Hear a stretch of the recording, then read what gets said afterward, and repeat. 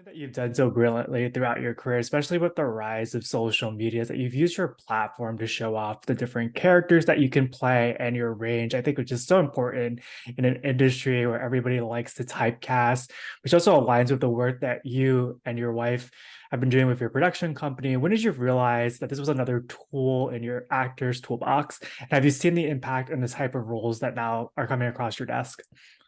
That's a great question. First of all, thank you. Because as an actor, you're always taught, embrace your typecast. I mean, that's what you're gonna Mm, play, right? And as everyone, my non-artist friends were like, no, don't get typecast, right? Be careful. Don't get you go, you know what though? Like that's a way to that's how you get in. That's how you start. As I teach anybody who wants to listen to me, embrace your typecast, play their game for a second, because then you're in, and then you can go do what you want. mm. And then with social media, like your question, you can always show your real side and show your other characters. So I have used social media for that. I will say that I always play, excuse my language, but the douchebag jock. That is my typecast, and I play it well. It's fun to play the opposite of myself, but I have used social media to be like, just so you guys know, I have a cowboy. I have uh, Yeah. a businessman who's actually really nice. I can do the Hallmark movie. I try to do so many different things, and I totally have seen a change in auditions hitting my desk. I've seen more variety and all that stuff. So, yeah, you're absolutely right. It's social media has helped a lot with that. Perfect segue to this next question too. But mentorship has been such a cornerstone in your career. You've always been so open about sharing the lessons that you've learned in this industry. What's the biggest piece of advice you would give an aspiring young actor today? And have you and your wife started having conversations about what it would be like if your two kids wanted to follow in your footsteps? That is a great question. I'm going to start with the second part and tie it into the first. I need my children to be able to be old enough to look me in the face and say, Daddy, I want to do this, because this industry is very difficult. Yeah. It is. And if you don't want to do it really, then please don't. It's too much on your soul to take that much rejection or be around that much fakeness, I'll just say, Mm, I mean, I admit it. When you're at a Hollywood event, you put on a face, you try to do yeah. the dance, do the walk, right? So with my kids, if they want to, there's a path. I would love to help them, but I want it to be their idea. With that also being said, if you are past that and you say, I understand that it's tough, I still would like to try it, my biggest piece of advice is treat it like a business. There's room for artistic things, and in there somewhere you will find the artistry. And yeah, but at the beginning, when you start, what do you need? Market yourself. Make sure people know who you are. Make sure that you know what your typecast is, so that Mm. people don't have to find it for you. Know some really nice interviewers who can totally make you feel good about yourself. But no, there's a thing to this. If you treat it like work in a way, it becomes manageable. Because if you Mm. get rejected from your dream enough times, it crushes you. So that's, for me, what's been my biggest lesson is like, oh, I just went to work. I auditioned, I didn't get it. I guess I'm going to move on to the next one. And it keeps me fresh. I'm able to enjoy the artistry when I go, well, my job was fun today. I had a character I really liked. Probably won't book it. I'm too young. I'm too old, whatever. Bye. So that's my biggest advice, is just keep it in that business part of your brain, let the artistry flow through that, and then it just helps with everything, at least in this beginning part. Yeah, it's a great mentality, especially because this career is so vulnerable, like you were saying about going out for auditions and not maybe potentially not hearing back. And it's been a strange couple of months with the writers and the actors strike. During that time, speaking of that artistry, how are you able to remain creatively fulfilled? Great question. I think there was a huge camaraderie that came together. Like, Mm, we weren't allowed, actors, right? We weren't allowed to promote our own stuff, but if we heard about it, we all went and saw it. You know what I'm saying? Like, my heart breaks. There were so many great films and TV shows that dropped throughout the strike that none of the actors could even hit a red carpet for. mm. So we thinking, I don't know why this one's Blue Beetle. Have you heard of that Yeah, movie? It came yeah, yeah. all Latina cast. Really cool movie. We all went and saw it, don't worry, we all got your back. Yeah, I know you guys weren't allowed to promote it. It was going to be such a great film and a fun opportunity to just promote this amazing cast, and we couldn't do it. So I think creatively we were able to stay fulfilled by fulfilling each other. You know what I mean? Mm. That's kind of what we had to do to stay with it. Beautiful answer. And I also think with for your consideration season, I feel like Blue Beetle is getting a second life and well deserved. And typically at the start of the new year is when pilot season starts. What are the type of roles that are most appealing to you at this stage in your career? And how does it differ from when you were starting out and before you had a family? Great question. I definitely would love to play a dad ASAP. I don't think I'm in the middle of it, so I can play it very easily. But it's interesting because my biggest thing for me has been age, how old I look. Mm, I'm turning 30 this year, and I've always looked young. A lot of people tell me like 25, maybe 22, even when I shave, that kind of thing. So for me, it's always been kind of the younger thing, which is great. It's a great problem to have, right? I'm very bookable in that way, but it's just a patience game.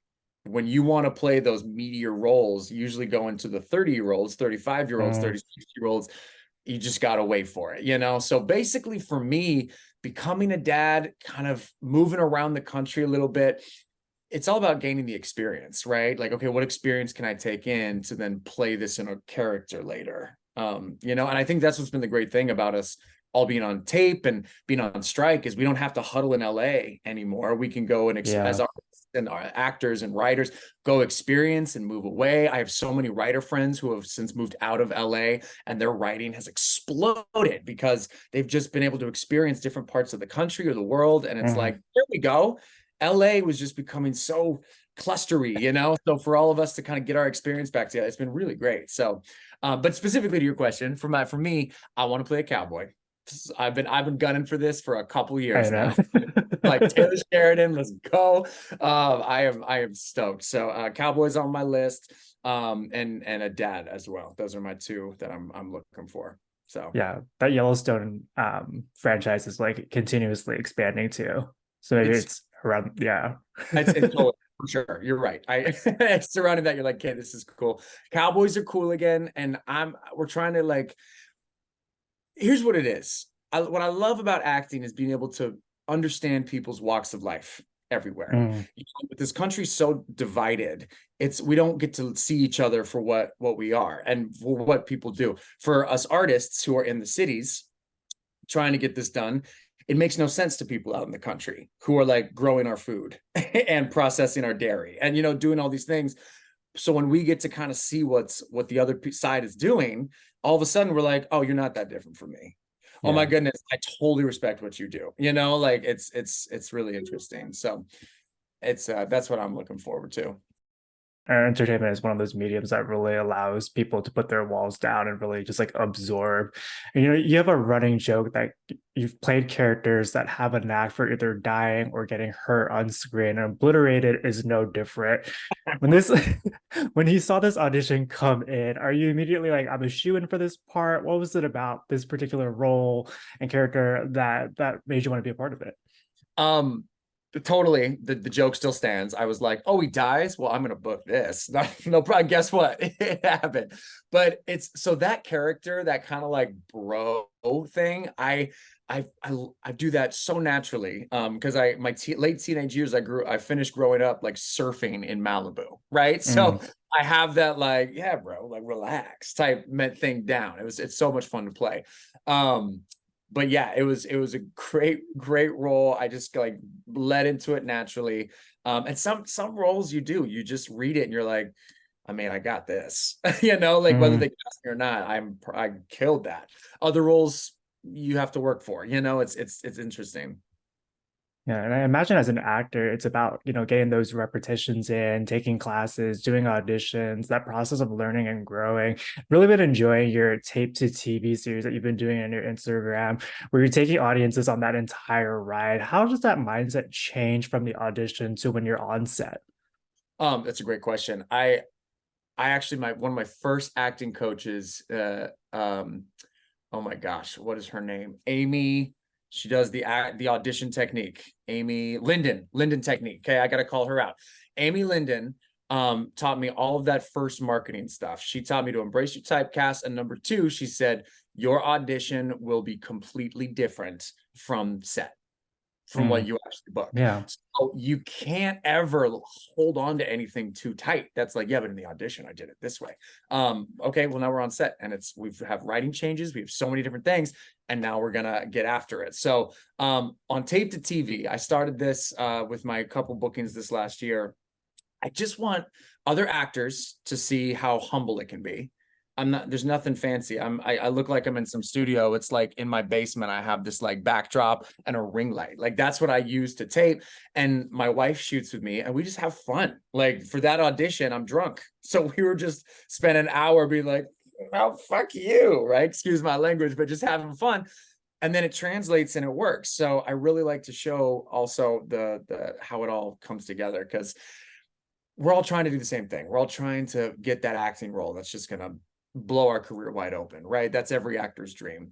And these roles do that. These one-liners here, a guest star there, and it just keeps building. So I appreciate you bringing that up, because I just want everyone to see how cool it can be, but also just the process. You're going to be starring in an upcoming Tyler Perry project. Is there anything that you can tease about that? Sure. It's a great project. Ms. Kelly Rowland, originally Destiny's Child, is on the movie, and she is fantastic. I had not been following her career up until, and I had to double. I'm like, Kelly Rowland's in this, and I looked her up, and it's like, oh shoot! Sure enough, we show up on set, and she is fabulous. She is like just a star in the. I mean, after this movie, I think it's going to really build up her career. It was such a great experience. Tyler Perry Studios is a machine. It is a great place to work. It is a professional setting. You show up ready to go. We don't have a release day yet. I think the strike kind of pushed that back, but hopefully by mid next year it'll be ready to go. I'd love that. It was a great part, and it was more adult for me, right? It's coming from like drunk bro in Vegas, coming to like I'm playing her assistant in the movie. It's like I'm in an office now. I'm in a suit. That's how I want people to start seeing me as I age up, so. Tyler wrote and directed the project. How different is that filming experience when the person who created this universe and these characters is also at the helm directing? What did you learn from that collaboration? How to shoot quickly. All respect. He really is a machine, and that is common knowledge that Tyler Perry runs a tight ship, and that's why he is like king of content. He, could have his own network tomorrow, just Tyler Perry Network, and he would continue to be as successful as he is. He works closely with, when he writes it and directs it, he gets to call the shots, which really cuts down on time or fighting on set. He gets to get it done his own way. Everybody is ready to go, and it was flawless. We just rolled, and everybody's time was respected. There was no rigmarole about, well, no, I'm staying in my trailer. I don't want to. It's like, no, come on set, let's rock and let's go. And being surrounded by professionals who are like so ready to do that is incredible. Really, it's a really good, successful environment to just make good content. So often when you're on his set, you get one or two takes for every scene. Is that more or less challenging for you as an actor? That's a great question. For me, I like it. And that it has not always been true. I think Meryl Streep has the line, which is like, I only need one or two takes. After that, the magic kind of dies, right? It's like that in those first couple. And that's not always been true for me. I've tend to usually around 4 or 5, take 4 or 5, found my rhythm and comfortable enough to try new things. But as you get in the years of experience, you start to go, no, I need one take to just get it out and get my lines out. And my second take, all of a sudden, we're alive and we're there. Excuse me. After that third take, fourth take, I start to get tired. I start to go, well, now, that magic is gone. It's interesting. You start to do that. So, and when 1 or 2 takes, it's good pressure. It's like, we have 2 takes, so get loose, let's rock. And you nail it. And you're like, that felt good. Cut. Yeah. Check the gate. Let's go. It's exciting.